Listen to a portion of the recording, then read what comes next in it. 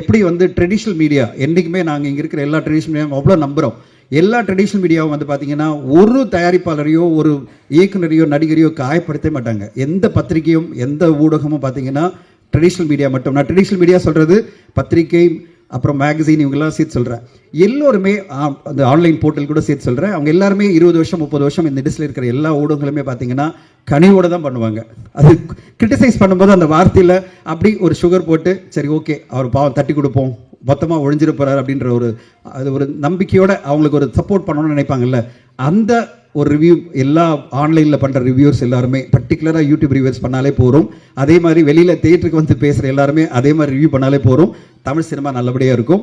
மற்றபடி ரிவ்யூ பண்ணக்கூடாதுன்னு சொல்ல மாட்டேன். ரிவ்யூ பண்ணணும். ரிவ்யூ பண்ணனா மக்களுக்கு தெரியாது இந்த படம் வந்திருக்கா இல்லையே தெரியாது. எல்லாருமே ரிவ்யூ பண்ணணும். எல்லா ஊடகங்களும் ரிவ்யூ பண்ணணும். படங்களை வந்து நல்ல படம்னா உடனே ரிவ்யூ பண்ணி சப்போர்ட் பண்ணி அந்த படத்தை பெருசாக்கணும். கொஞ்சம்